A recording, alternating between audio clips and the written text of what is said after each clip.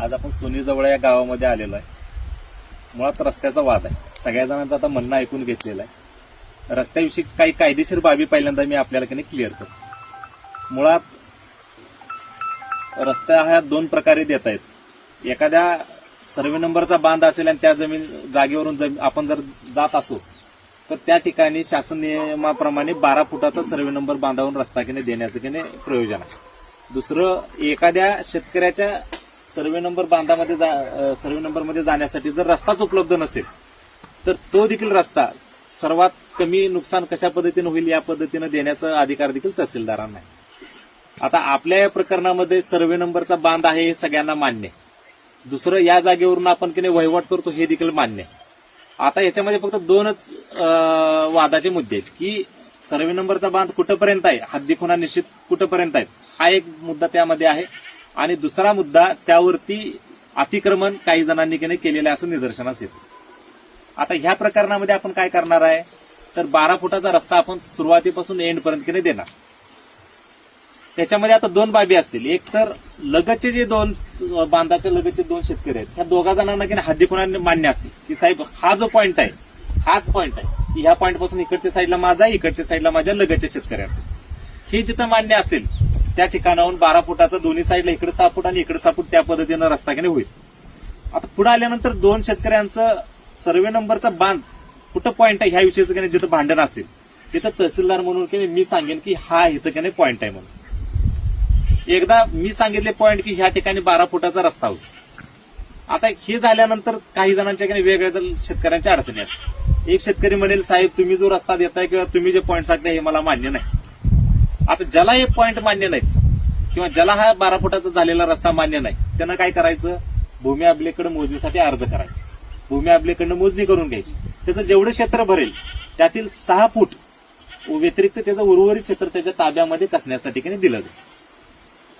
जो 12 फुटाचा रस्ता आपण करणार आहे त्यातलं 6 फूट एका शेतकऱ्याचा असणार आहे, 6 फूट दुसऱ्या शेतकऱ्याचा असणार आहे. ह्या 12 फुटामध्ये कुठलीही शासनाची कुणाची मालकी नाही. सगळी मालकी या दोन्ही लगतच्या शेतकऱ्यांचीच राहणार आहे. आता आपण पहिली केस बघितली, एखाद्याला हा निर्णय मान्य नाही की साहेब इथनं 12 फुटाचा रस्ता आम्ही काही करून देणार नाही. दुसरा एक शेतकरी म्हटला की साहेब मी हा रस्ता करूनच देणार नाही, मी अडथळा आणणार, मी इथून रस्ता करून देणार. त्याविषयी आम्ही काय करणार आहे, आम्ही आता आदेश दिला की याची एक कॉपी पोलीस स्टेशन इसू पडगावला देणार आणि एक कॉपी देणार आहे ती मंडळ अधिकाऱ्यांना देणार. याच्यामध्ये जो कोणी अडथळा आणेल त्याच्या विरुद्ध गुन्हा दाखल करण्याचं नाही त्यांनाही सांगितलं. समजा गुन्हा दाखल केला, संबंधितांना अटक केली, 7 दिवसांपर्यंत मी जेल पास देखील दिला, सगळं झाल्यानंतर देखील एखादा व्यक्ती म्हटला की साहेब मी करूनच देणार नाही, तर त्याचं जेवढं क्षेत्र असेल त्याच्या ताब्यातलं तेवढं क्षेत्र मी जोपर्यंत तहसीलदार म्हणून येत आहे तोपर्यंत मी माझ्या ताब्यात घेणार. की ह्या शेतकरी हा रस्ता देत नाहीये आणि त्यामुळं कायदा सुव्यवस्थेचा प्रश्न भांडण तंटा व्हायला लागला आणि एखाद्या शेतकऱ्याच्या उत्पादकतेमध्ये वाढ करण्यासाठी त्याला हा प्रतिबंध घालतोय, म्हणून मी संबंधित क्षेत्र शासनाचा प्रतिनिधी म्हणून माझ्या ताब्यात मी तहसीलदार आहे तोपर्यंत घेणार. आता एवढं झाल्यानंतर देखील जर कुणाचा वाद एखाद्याचा मिटला नाही तर उर्वरित सगळे क्षेत्र जे आहे ह्या रस्त्यालगतचं सगळे क्षेत्र हे तहसीलदार म्हणून मी माझ्या ताब्यामध्ये घेणार जोपर्यंत तुमचा वाद मिटणार नाही तो. ह्याच्या अगोदर मी बनकरंजामध्ये थोरातांचं दोन्ही भावांचं एकमेकाला रस्ता देत नाहीत म्हणून त्यांचं क्षेत्र माझ्या ताब्यात घेतलं. एक नांदूरघाटमध्ये एक जमीन घेतलेली. आता नांदूरघाटमध्ये जी सगळ्या शेतकऱ्यांची जमीन घेतली ह्या वादामुळे ती अगोदरच्या तहसीलदार मेडके साहेबांनी आदेश दिलेला, त्याला 5 वर्ष होऊन गेले. 5 वर्ष झालं तहसीलदार जमीन काय सगळी आता कोण कसत नाही काय नाही, सगळ्या त्यामध्ये बाबळी वगैरे उगवलेली. प्रत्येक शेतकऱ्याचं म्हणणं आहे की कुणाचं नुकसान व्हायला नको.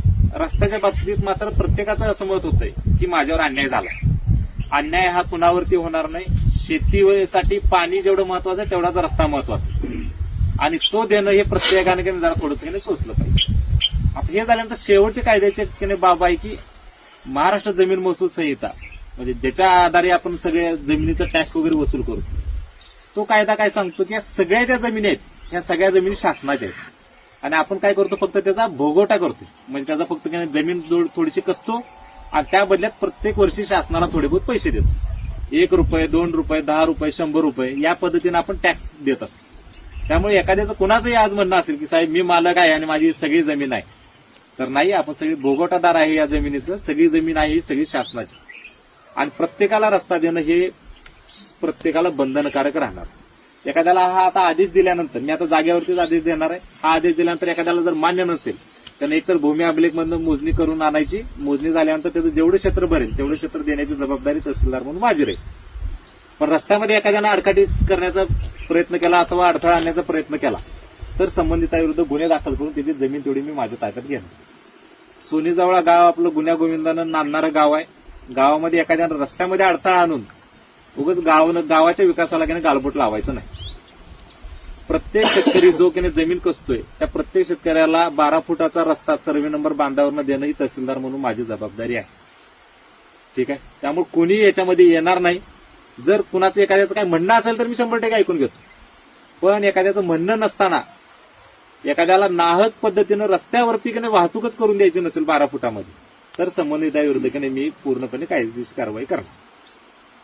सर्वांना समजलेलं असेल आता, कागद घ्या, मी लगेच आदेश तयार करायला चालू।